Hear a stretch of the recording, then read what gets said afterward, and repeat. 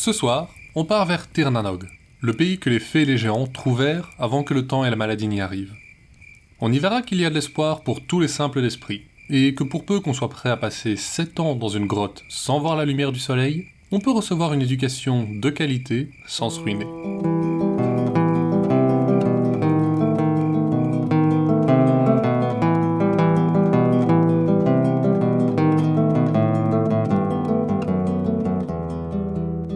Vous écoutez Contes des Soirs Perdus, l'émission qui vous fait découvrir les contes et mythes que vous ne connaissiez pas encore et vous replonge dans ceux que vous aviez peut-être oubliés. Pour ce 9e épisode, professeur particulier, on part vers l'île d'Emeraude, la terre du crépuscule celte, pour découvrir 2 anciens contes de la campagne irlandaise. Ils ont été recueillis il y a plus d'1 siècle par William Yeats, qui disait en son temps « Le monde déborde d'une magie qui attend patiemment que nos sens s'aiguisent ».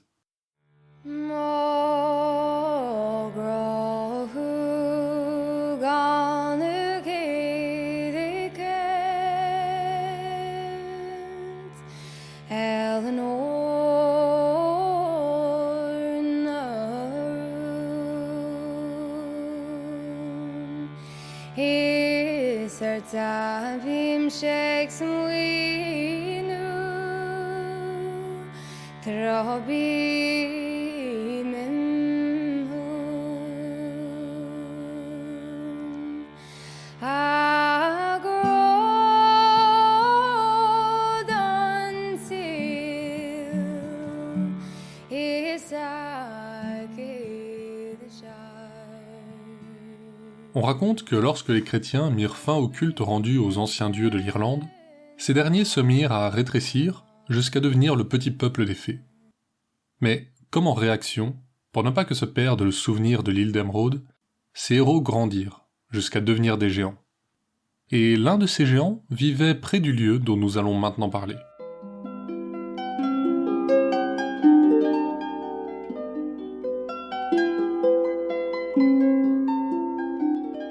Si votre chemin vous mène un jour sur les petites routes entourant Cork, vous pourriez apercevoir les ruines d'un vieux manoir. Une vision somme toute banale en Irlande, mais ce manoir-là possède une histoire que certains vieux du coin racontent encore. L'endroit s'appelait Ronayne's Court, et encore aujourd'hui, malgré le toit effondré, vous pourrez le reconnaître aux nombreuses cheminées qui en dépassent toujours. Il y a longtemps, il vivait Maurice Ronayne et Margaret Gold, un couple aussi riche qu'influent et bien respecté dans tout le comté. Il n'avait qu'un seul enfant, nommé Philippe, mais il était si extraordinaire que les parents n'auraient pu imaginer en avoir un autre, et ils vivaient heureux tous les 3. Dès sa naissance, en sentant l'air frais du monde, il avait éternué plutôt que de crier, ce qui était un signe de l'esprit clair qu'il développerait avec l'âge. Et en effet, lorsqu'un maître fut appelé pour la première fois afin de lui apprendre ses lettres, on s'aperçut que l'enfant lisait déjà aussi bien que n'importe qui. Avec les années, son charme et son esprit grandirent à l'unisson, et on attendait avec impatience de voir ce qu'il accomplirait une fois adulte. Malheureusement, on attendit en vain, car lorsqu'il eut 7 ans, il disparut. Partout dans le comté, on organisa de grandes battues, et les parents offrirent des récompenses faramineuses. Mais plus jamais on aperçut la moindre trace du garçon. À la même époque, dans le village voisin de Carrigalin, vivait un forgeron réputé pour son habileté. Outre les fers à cheval, il faisait des fers de charrue qu'un paysan pouvait garder toute une vie, chantait d'une voix magnifique au mariage, et lisait les rêves avec beaucoup de clairvoyance.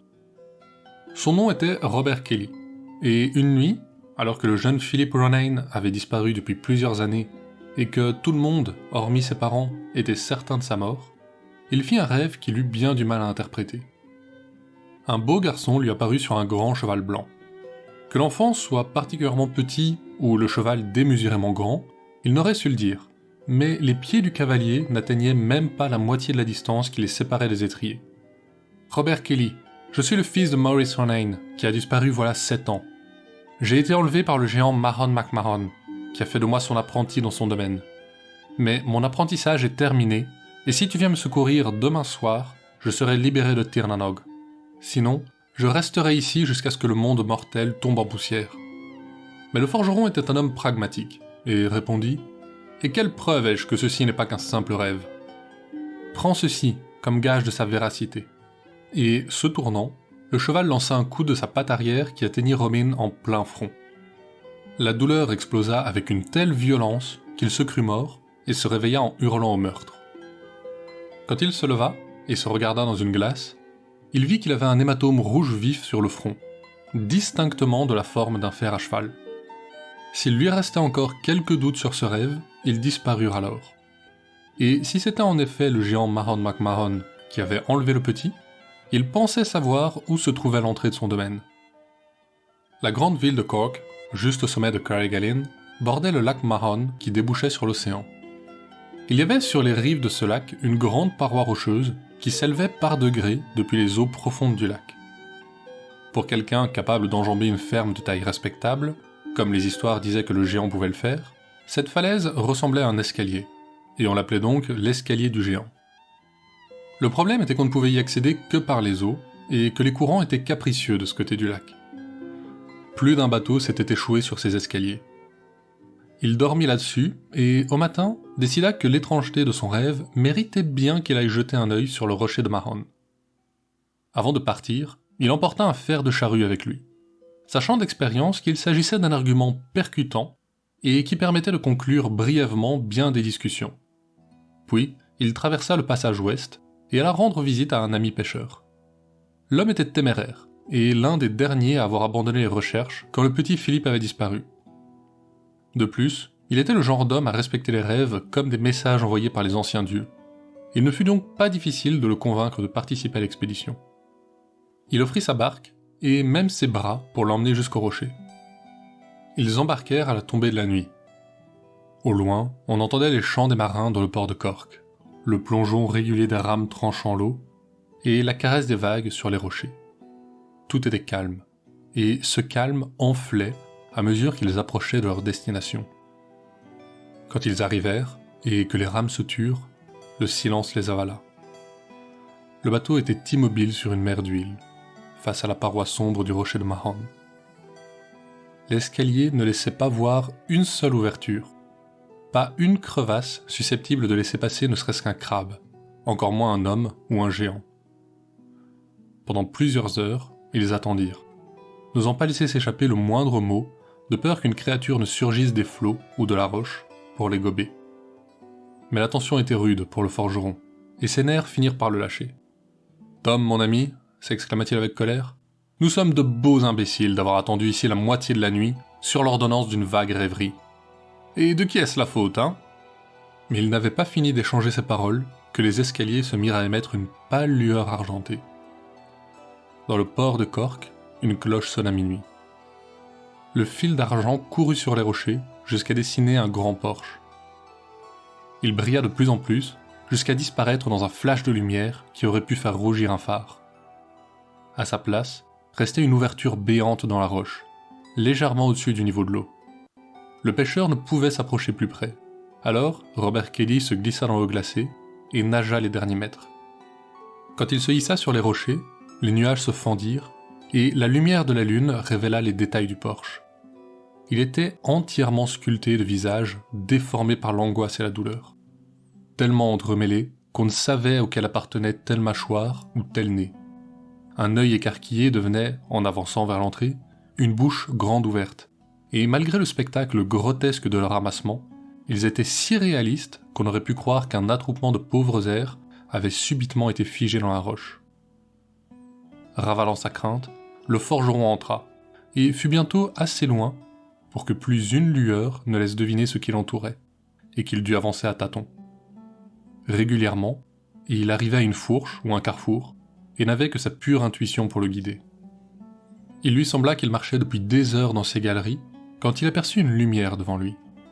Il s'avança, et vit qu'elle filtrait à travers l'entrebâillement d'une porte si large que 3 charrettes pourraient y entrer de front, et assez haute pour en empiler 5 sans qu'elle n'en érafle le sommet. Il jeta un œil et vit que les portes donnaient sur une salle à manger à leur mesure. Autour de la table se trouva une assemblée de géants, dont pas un ne faisait pas au moins le double de sa taille, même assis. Mais quelque chose frappa Robin. Pas un son ne provenait de la salle. Les géants étaient tous immobiles. En bout de table, à la place d'honneur, se trouvait Mahon MacMahon. sa longue barbe avait pris racine dans la table de pierre, son extrémité pétrifiée dans le granit. Mais quand le forgeron fit un pas à travers la porte, le regard du géant se posa sur lui, et il se leva si brusquement que sa barbe se brisa et projeta des graviers dans toute la pièce. « Qui es-tu ? Et que viens-tu faire ici sans y avoir été invité ? » « Je m'appelle Robert Kelly, forgeron de Carrigallen, et meilleur interprète d'Arthur Bradley qu'on a entendu à un mariage. Je ne suis pas le genre d'homme à venir quelque part sans y avoir été invité. Le jeune Philip Ronayne m'a dit que son apprentissage était terminé. Je suis venu le chercher. C'est la vérité. Il a été mon apprenti pendant 7 ans, et peut désormais être libéré de mon service. Je vais te mener à lui.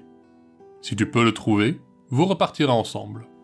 Sinon, tu laisseras ta vie ici. Le géant mena alors le forgeron à travers les couloirs, jusqu'à une autre salle, encore plus grande que la précédente. Des torches l'illuminaient abondamment, et le long de chaque mur se tenaient alignés une centaine de jeunes gens. Ils étaient habillés de la même tenue verte, et pas un n'avait plus ou moins de 7 ans. Robert Kelly avait bien vu le garçon à 2 ou 3 reprises, quand il était venu chausser des chevaux à Ronan's Court, mais cela remontait à 7 ans, et tous ces garçons se ressemblaient comme 2 gouttes de whisky. Pendant qu'il pensait à ça, le géant le menait le long du hall, et ils arrivaient presque au bout.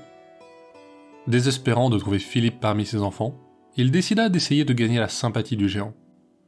Ces jeunes gens ont tous excellente mine, malgré l'absence de soleil ici. Ce doit être assurément grâce à tous les bons soins que vous leur prodiguez. Il est vrai que je prends grand soin de mes apprentis, monsieur Kelly. Vous savez juger un homme. Et sur ces mots, il lui tendit la main, comme pour serrer celle du forgeron. Ce dernier jeta un regard inquiet à la main du géant, assez grande pour attraper tout son avant-bras, et assez puissante pour le briser comme une brindille. Il tendit à la place le fer de charrue qu'il avait emporté. Le géant l'attrapa, et le tordit aussi facilement qu'un plant de pommes de terre. Les enfants éclatèrent tous de rire, et au milieu du vacarme, Robert Kelly pensa avoir entendu crier son nom. Il pointa son doigt vers l'enfant qui, pensait-il, l'avait appelé, et cria « Que je meure ou vive là-dessus ! Voilà le jeune Philip Ronayne !»« C'est bien lui, le joyeux Philippe !» chantèrent en chœur les autres enfants. En un instant, tout devint noir. Robin se releva à moitié trempé par les vagues qui s'écrasaient sur les escaliers. Le petit Philippe était à ses côtés, et le pêcheur les attendait. Robert Kelly fut si bien récompensé par le couple de Ronan's Court qu'il n'eut plus jamais à demander un salaire pour son travail, et Philip Ronayne devint réputé dans tout le comté pour la qualité avec laquelle il travaillait l'argent et le laiton, art qu'il avait appris pendant son apprentissage chez le géant Mahon MacMahon.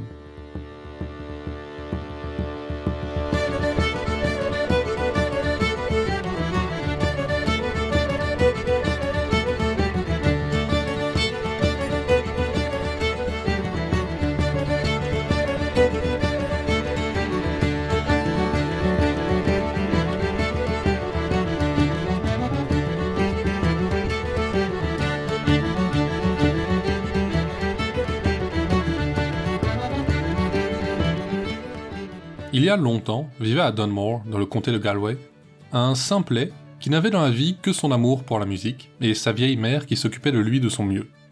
Malheureusement, la mère n'était pas riche, et pour ce qui était de la musique, s'il jouait assez correctement de la cornemuse, il ne jouait que le seul morceau qu'il avait réussi à retenir, The Black Rogue.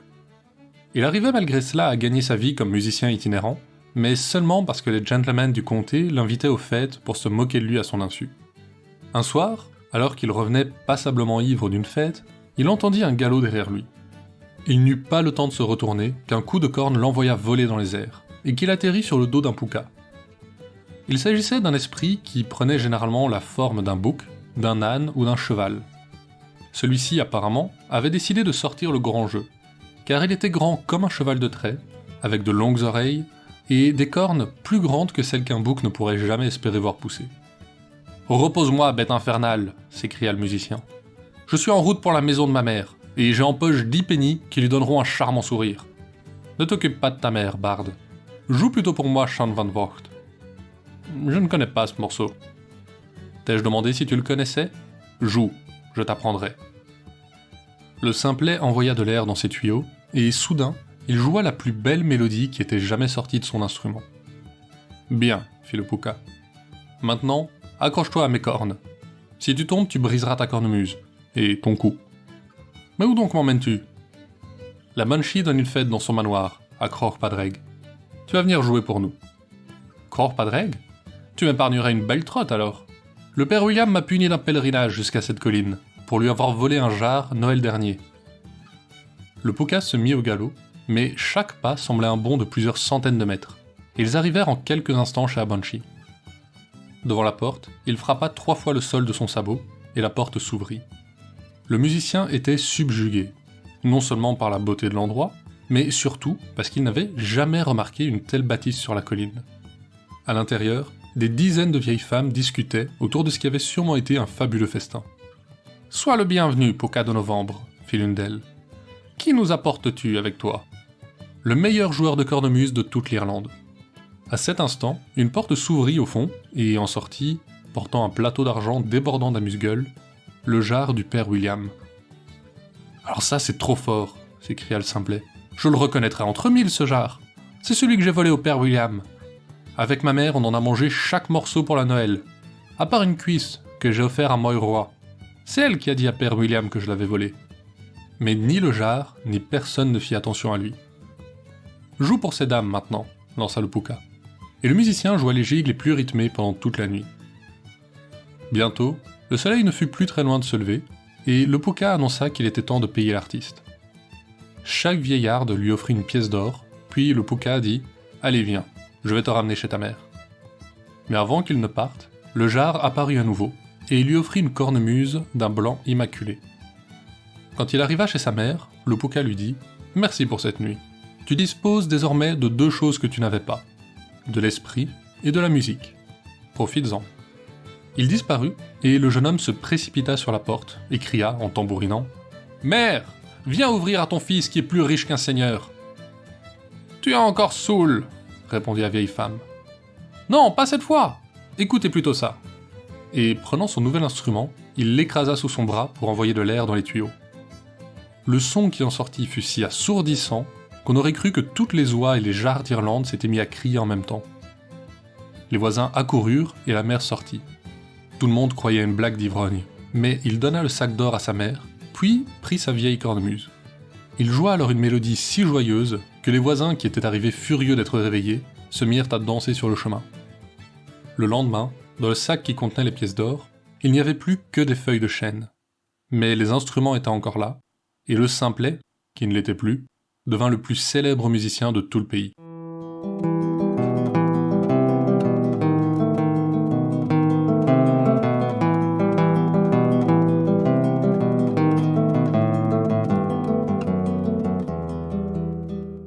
La créature du soir est un renard. Un simple renard. Petit, rapide, roux, mignon. Un renard, quoi. Mais ce renard-là, on l'appelle le renard de Temès. Et vous vous doutez que s'il a un nom, c'est qu'il n'est pas si banal que ça. En vérité, il a 2 particularités. Il mange les enfants. Bon, ça vous me direz, c'est à peine plus gros qu'une poule. Ce n'est pas si étonnant. Et il ne peut jamais être attrapé. Comme la majorité des sympathiques bestioles de ce genre dans la mythologie grecque, il avait été envoyé par les dieux pour tourmenter les habitants de Thèbes sous la régence de Créon, l'oncle/beau-frère d'Œdipe. Ils en étaient arrivés au point de lui sacrifier volontairement un enfant chaque mois, pour éviter que le renard ne vienne en chercher plus par lui-même. Finalement, c'est Amphitryon qui débarrassa Thèbes du fléau. Il demanda pour ça à emprunter l'Élaps, un chien divin qui appartenait à l'origine à Diane, avant qu'elle n'en fasse don à un mortel. Étant la déesse de la chasse, son chien avait lui-même une particularité. Il ne pouvait jamais laisser échapper sa proie. Pendant ce qui sembla une éternité, le chien qui ne pouvait laisser échapper sa proie poursuivit le renard qui ne pouvait être attrapé. Mais même si la Grèce est le pays de la philosophie, Zeus n'est pas homme, enfin Dieu, à aimer les paradoxes. Et pour résoudre celui-là, il changea les 2 animaux en blocs de marbre.